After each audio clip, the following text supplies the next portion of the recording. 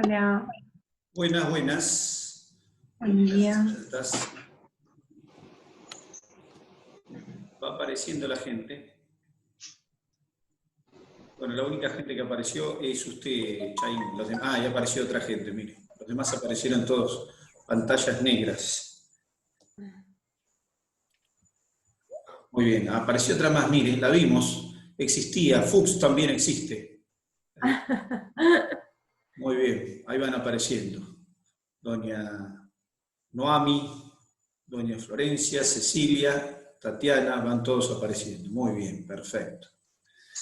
Muy bien.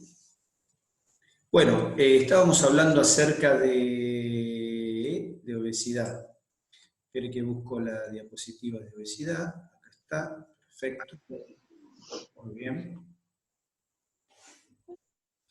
Muy bien, acá está. Vamos a poner compartir pantalla. Compartíamosle pantalla. ¿Dónde está? Acá está. No, acá está.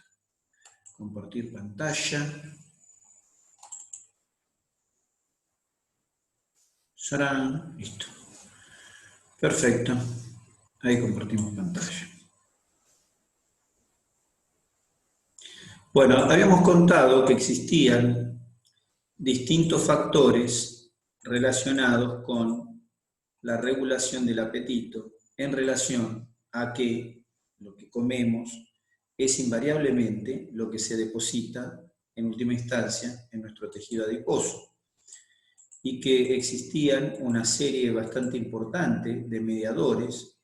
Ahí teníamos la lista, más o menos una lista de mediadores que podían estar relacionados con el mantenimiento o con la obesidad. Pero estos factores no son los únicos factores que están relacionados con la obesidad, sino que también se habla acerca de, es decir, por supuesto que el apetito versus saciedad, apetito-saciedad versus consumo calórico versus consumo. ¿Hubo una pregunta? No.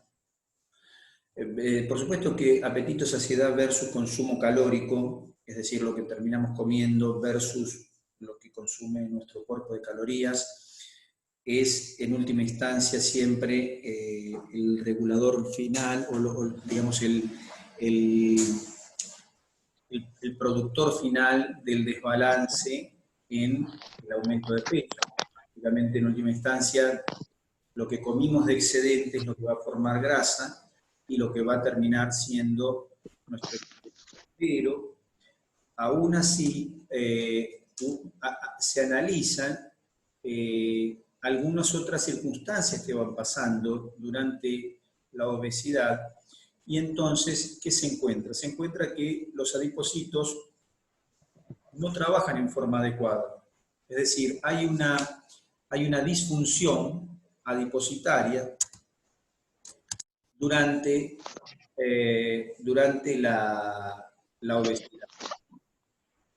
Es lógico que así sea si uno lo analiza, porque lógicamente la célula encargada de la regulación, en última instancia, de la regulación de cómo se maneja el triglicérido en el organismo, es el adipocito. Por supuesto, la célula hepática tiene que ver, por supuesto, la célula beta tiene que ver, y por supuesto, otras células que fabrican hormonas también tienen que ver, pero el adipocito es un importante, es un actor importante en el manejo de la grasa corporal, en el manejo de la grasa, porque es en última instancia la alacena donde van a ir a parar las grasas. Y cuando las grasas aumentan, esa alacena va a tener que acomodarse a nuevos tiempos. Es decir, en algunos casos va a haber una acomodación a nuevos tiempos, pero cuando las cosas se exceden, esa acomodación se transforma en algo ya disfuncional. y eso le pasa al tejido adiposo, tiene disfuncionalidad. Probablemente por el exceso tiene la disfuncionalidad. ¿Qué quiere decir esto? Entonces quiere decir que aumenta la grasa, siempre todo comienza con eso, con el aumento del aporte, por eso lo primero es lo otro, lo de apetito, saciedad, o lo que ingerimos versus lo que consumimos. Porque en última instancia lo que necesitamos siempre es ese excedente. Entonces aparece el excedente y el excedente se transforma en triglicéridos. ¿Quién transforma los excedentes en triglicéridos? Bueno, el hígado puede transformar los excedentes en triglicéridos. Y esos triglicéridos circulan, y quien va a ser el encargado de captar esos triglicéridos es el adipocito. Por supuesto, ustedes pueden decir, no, bueno, pero otras células también captan triglicéridos, no es el único el adipocito. Sería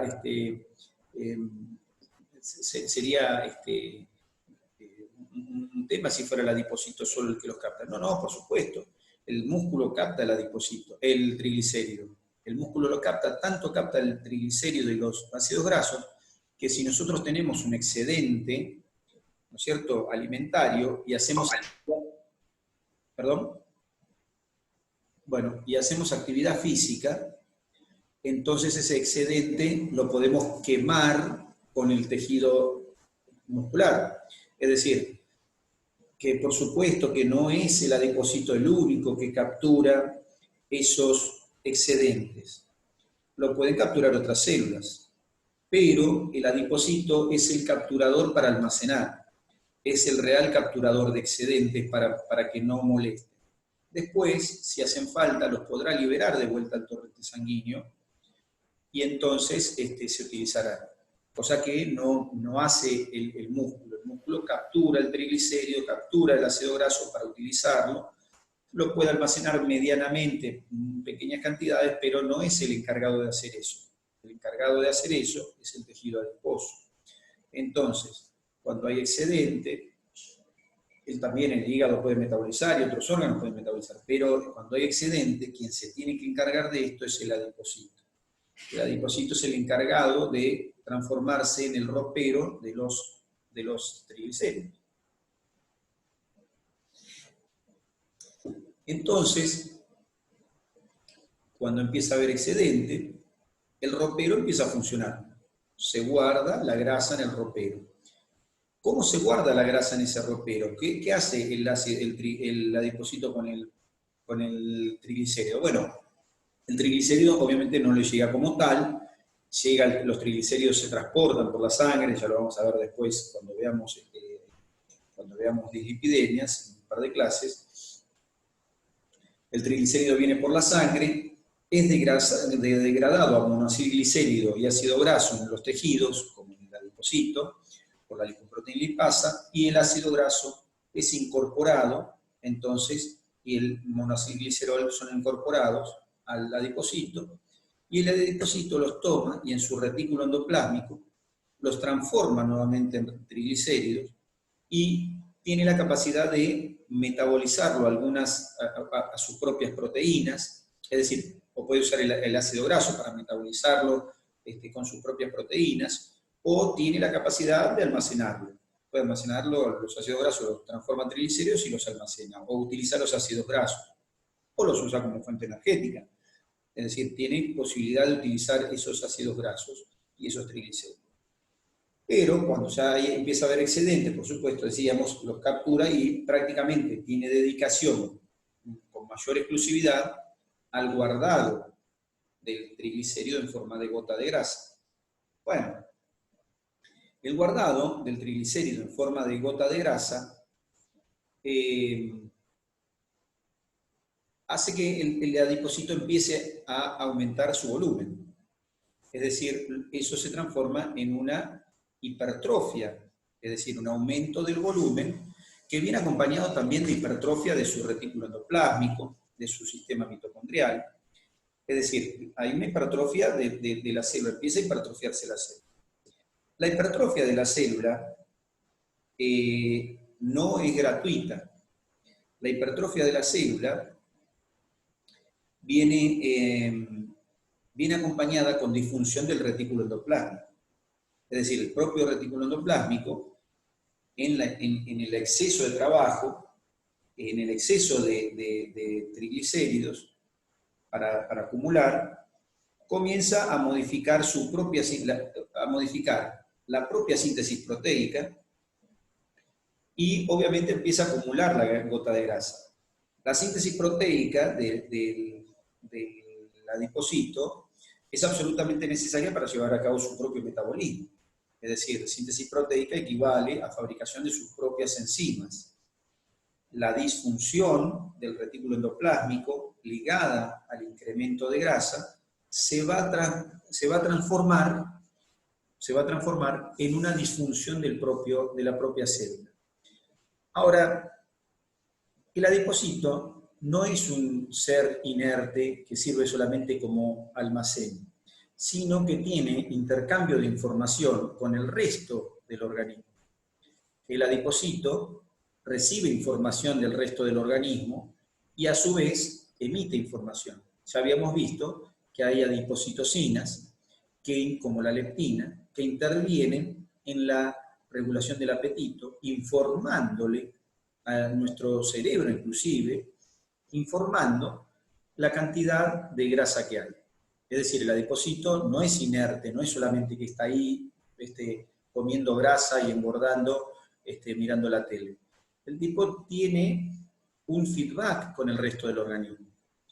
Por un lado, emite señales, por el otro lado, recibe señales. Bien, recibe señales, por ejemplo, a través de hormonas. ¿Hormonas como qué? Hormonas como la insulina. La insulina, ¿no es cierto?, fabricada por las células beta del páncreas, actúan sobre el adipocito y modifican la capacidad de captación, le aumentan la capacidad de captación y le aumentan la síntesis de triglicérido y de almacenamiento del triglicérido. Es decir, cuando uno dice funciones de la insulina y dice la insulina es lipogénica, claro que es lipogénica porque se deshace de la glucosa plasmática y la tiene que guardar en distintas células. Dentro de las células en que guarda la glucosa plasmática, la guarda en el adipocito. Pero para que el adipocito se quede con la glucosa plasmática, es menester que el adipocito, en todo caso, la transforme en triglicéridos. Pero además de que puede guardarla como glucosa plasmática en forma de triglicéridos, le dice al hígado que fabrique triglicéridos y que se los mande al adipocito. Y al adipocito, cuando los recibe, que los recibe en forma de ácido graso y glicerol, le dice, volvé a formar los triglicéridos y guárdatelos. Es decir, que la insulina es un factor que estimula al adipocito para que haga la tarea de guardado. Es decir, que la insulina, el adipocito no está inerte.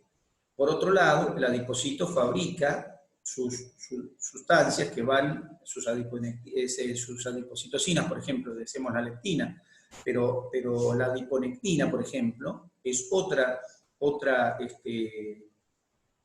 hormona fabricada por el tejido adiposo, bien conocida, que hace lo contrario de la leptina. ¿Está bien? La adiponectina hace al revés, estimula la acción de la insulina para que la insulina pueda meter dentro de las células la glucosa. La adiponectina suele fabricarse cuando el tejido adiposo está en menos. Es decir, cuando el tejido adiposo está en menos, para poder guardarse los triglicéridos como fuente de reserva, fabrica adiponectina. ¿Está bien? Y la adiponectina le dice a los tejidos, usen glucosa. ¿Está bien? Los hace más sensibles a la insulina y que usen la glucosa. Entonces el tejido adiposo dice, yo me quedo con la grasa porque necesito grasa para poner abajo de la piel, porque necesito grasa para tener de reserva, necesito grasa como fuente calórica para mantener el calor. Entonces le dice a las demás células, chicas, usen glucosa. Así que las sensibiliza a la insulina. ¿Y cómo la sensibiliza? Por mediador químico. ¿Cuál? La adiponectina. Otros más, pero la adiponectina es uno de ellos, es uno de los sensibilizadores a la célula. O sea que la célula adiposa constantemente está en contacto, pero cuando hay excedentes de grasa, la adiponectina disminuye. Entre otras cosas disminuye porque el retículo endoplásmico, encargado de fabricar esa adiponectina, no la fabrica bien. No la fabrica, ¿por qué? Porque hay un excedente de triglicéridos. Es decir, el excedente de triglicéridos en el retículo endoplásmico se traduce en lo que se llama un estrés de la organela. La organela trabaja estresada. Y dentro de las cosas que no hace es no fabricar bien, o de las cosas que hace mal, es fabricar mal las adipocitocinas. Como por ejemplo la adiponectina. La adiponectina la fabrica en forma inadecuada porque tiene un trabajo inadecuado relacionado con que tiene un excedente significativo que le va llegando de triglicéridos que tiene que manejar. Bien. Entonces, el exceso de grasa se traduce en que el adipocito trabaja mal por un lado y empieza a acumular grasa por otro. La acumula, la guarda grasa. Y eso se traduce en ¿qué? En hipertrofia de la célula. Es decir, la célula se hipertrofia. La hipertrofia de la célula viene relacionada, a medida que se va aumentando de tamaño, el retículo endoplásmico empieza a fabricar otro tipo de adipocitocinas. Empieza a trabajar y a fabricar mayor cantidad de leptina, por ejemplo, avisando, che, coman menos porque yo ya no tengo cómo guardar, acá ya los cajones están llenos, no tengo dónde poner, dónde colgar la grasa, ya no hay percha, no hay cajones, no puedo guardar más. Insensibiliza los tejidos para la insulina.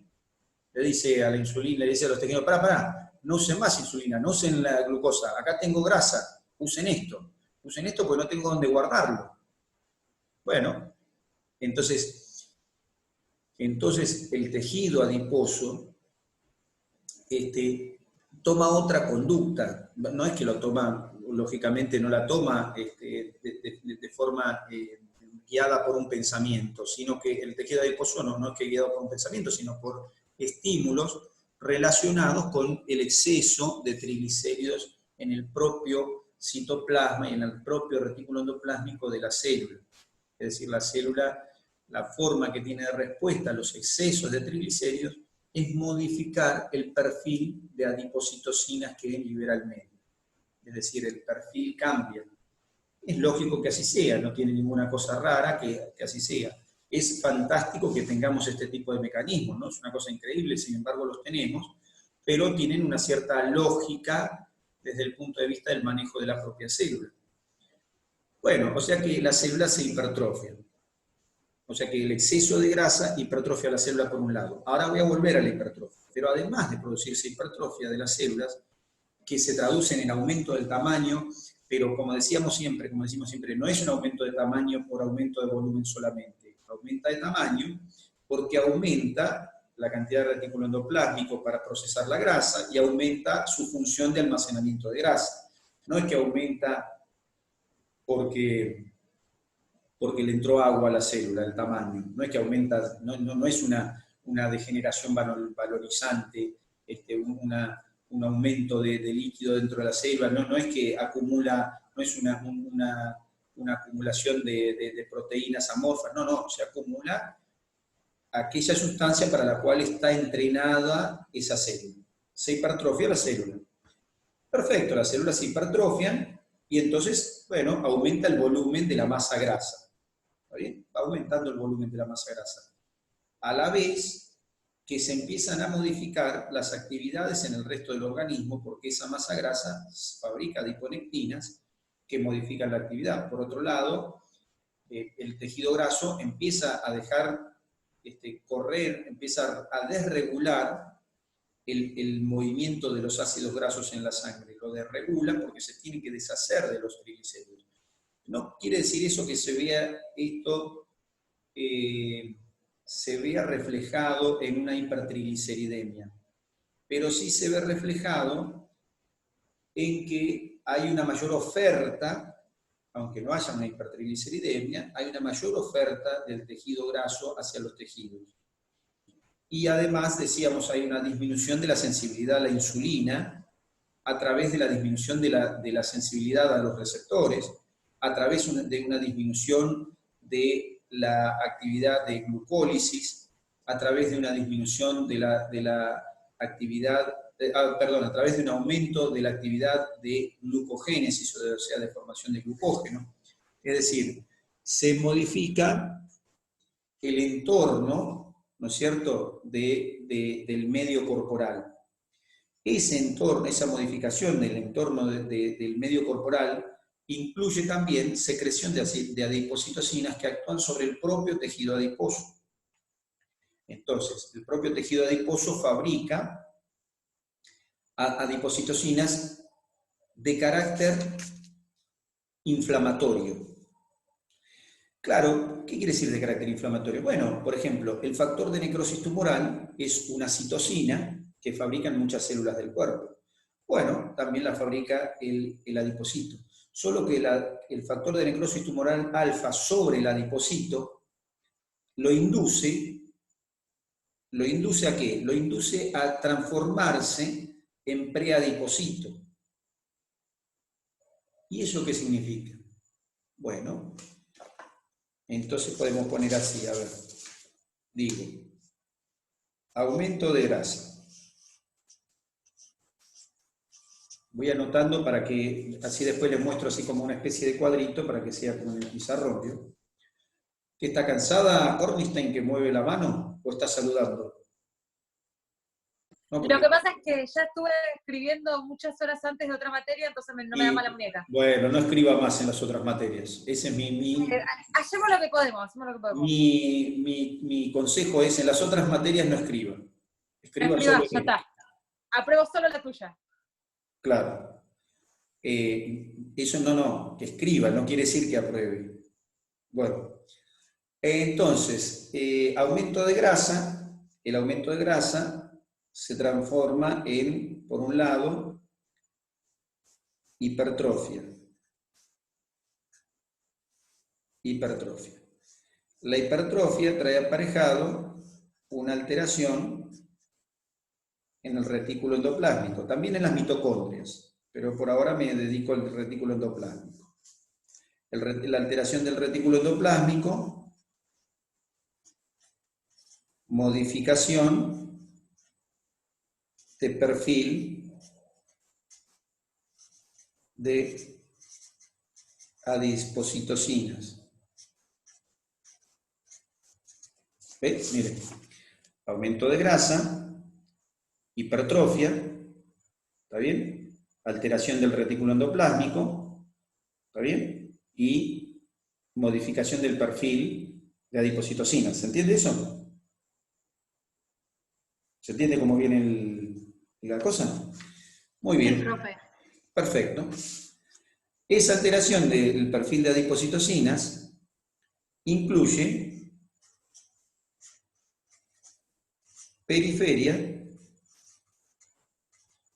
la periferia y actividad paracrina. ¿Qué es la actividad paracrina?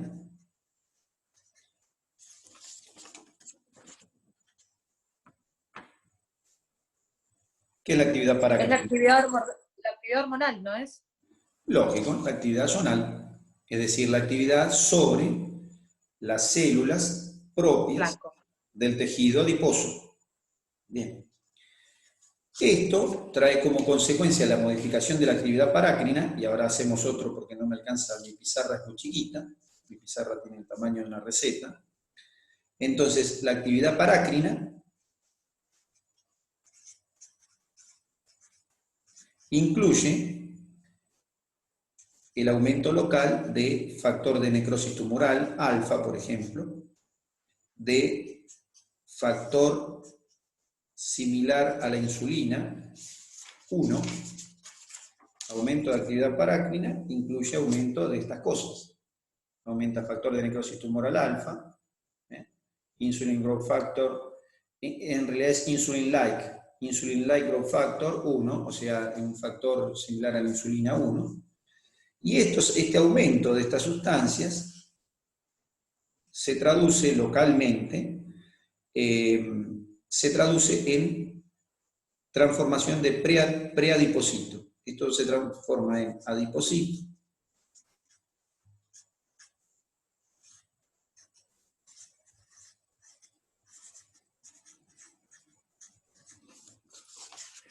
sarán, de adipocito a preadipocito.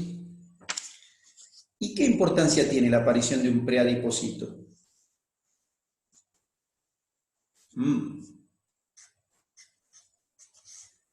El preadipocito puede hacer una cosa que el adipocito no puede. ¿Cuál es?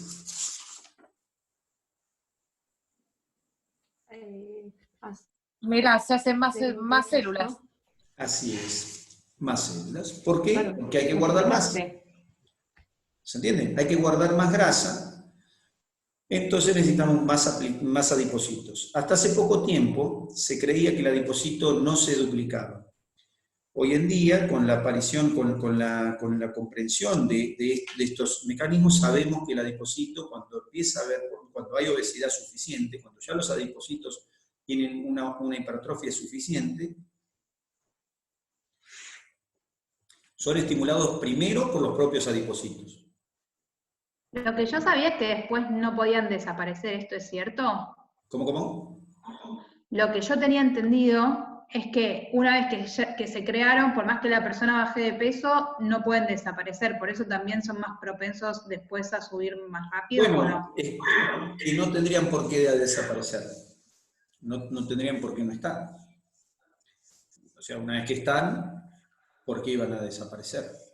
Pero ¿qué es como si la célula como que volviese a G1 para empezar el circulito de nuevo? Lo hablábamos el otro día exactamente. Ese volver a G1 es esto, es volver a preadipocito para poder pegarse, entrar a ese. Para volver al preadipocito necesita estímulos, y esos estímulos, acá yo les nombro dos, pero hay más estímulos. Por ejemplo, la insulina, los glucocorticoides, la insulina que empieza a aumentar. ¿Por qué empieza a aumentar la insulina? Porque empieza a haber insulinoresistencia. ¿Por qué hay insulinoresistencia? Porque el tejido graso fabrica mayor cantidad. Miren, yo les hago este círculo, que este es un círculo muy simple, pero que explica parcialmente, porque hay más cosas, pero nosotros con este nos podemos entender. Si yo hago así, aumento tejido adiposo,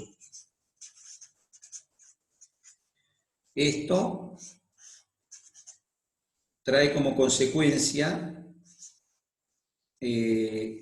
mayor utilización de ácidos grasos, por ejemplo, por aumento de leptina, porque si aumenta el tejido adiposo, aumenta la leptina, ¿correcto? Entonces, aumenta el tejido adiposo, mayor utilización de ácidos grasos por los tejidos, no solamente por el adipocito, los tejidos. ¿Por qué? Porque les manda no solo ácidos grasos, sino que les manda la leptina, se las manda con leptina. ¿Qué trae eso aparejado? Trae aparejado una caída en la utilización de glucosa. ¿Y eso con qué viene aparejado? Si cae la utilización de glucosa, ¿qué pasa? Aumenta la cantidad de insulina que se hace para que absorba. Exacto. Ahí está, ¿ves? Entonces, cae la utilización, aumenta la insulina. ¿Eso cómo se llama? Resistencia a la insulina. Bien, pero el aumento de la insulina, ¿a qué no saben qué hace en el tejido adiposo?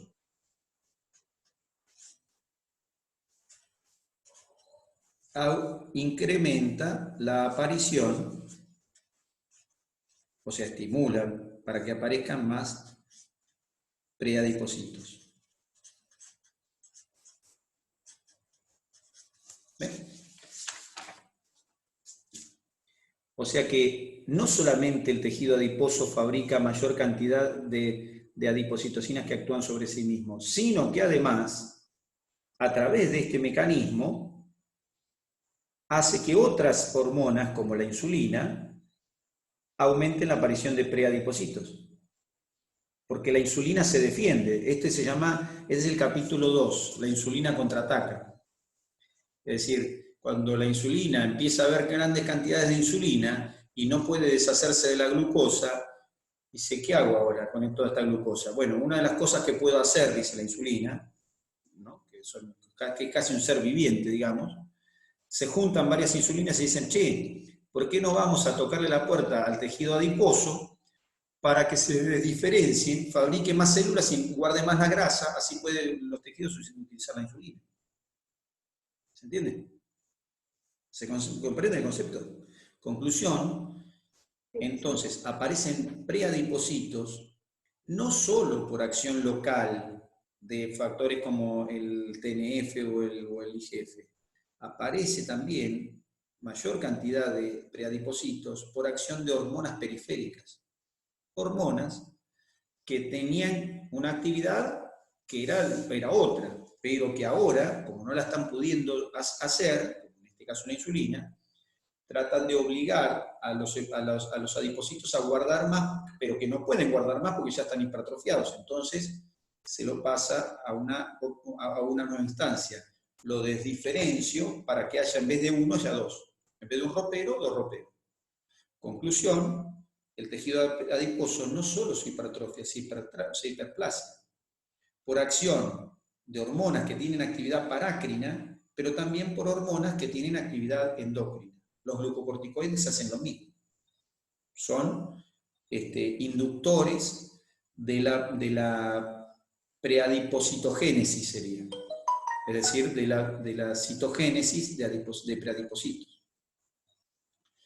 O sea que aparece un círculo en el cual la grasa termina induciendo la propia producción de grasa, ayudada por factores locales y por factores periféricos, que se generaron también en factores locales, en situaciones locales.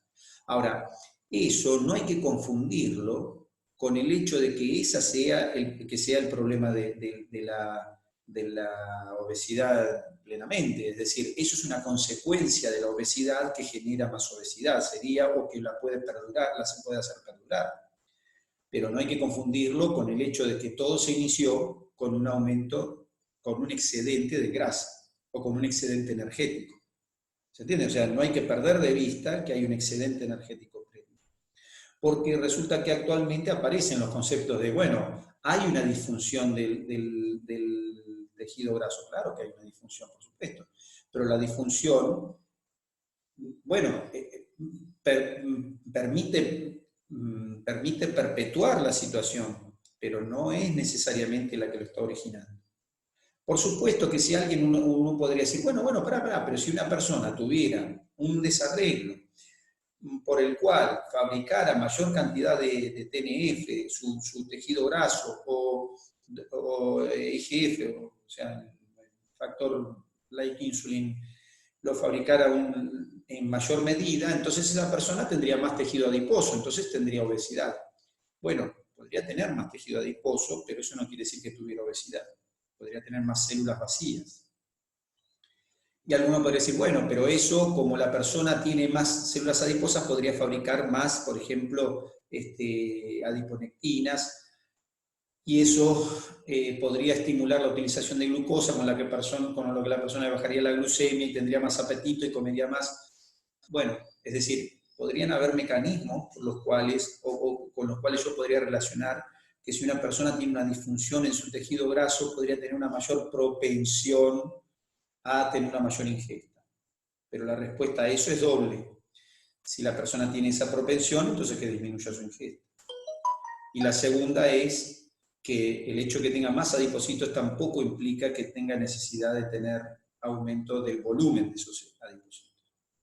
Bueno, en conclusión, para mi visión, siempre todo, en última instancia, está relacionado con la ingesta, es decir, con el aporte versus el consumo. En este contexto, igual, va a haber falla del tejido adiposo. Va a haber falla. Por supuesto que va a haber falla porque estoy haciéndolo trabajar en forma inadecuada. Entonces tengo el adipocito Por un lado, hipertrofiado. Por el otro lado, transformándose en preadipocito por actividad actividad local. La actividad local, como les decía, cuando el retículo endoplásmico empieza a fallar o empieza a modificarse, cambia el perfil de adipocitocinas que fabrica. Si se corta, esperamos 5 o 6 minutos y empezamos de vuelta, porque ya me apareció el cartelito hace un ratito.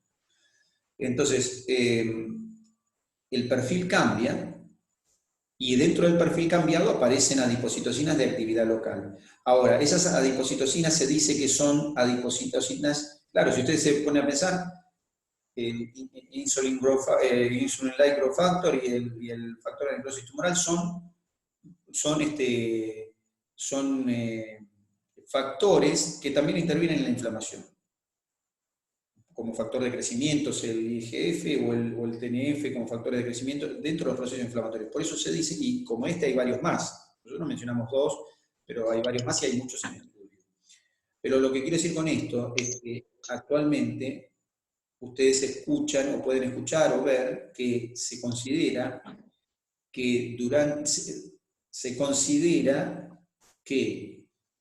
la obesidad es un tipo de proceso inflamatorio o que está relacionado con procesos inflamatorios. Por supuesto que tiene que ver, por esto que les decía antes, las formas de respuestas celulares, por eso estudiamos inflamación, las formas de respuestas celulares son similares siempre, las células fabrican cosas y las liberan al medio y actúan siempre de la misma manera. Ahora, eso no quiere decir que sea un proceso inflamatorio similar al proceso inflamatorio o exactamente igual al proceso inflamatorio de regeneración tisular que tiene que ver con, por ejemplo. Pero que hay factores inflamatorios, los hay.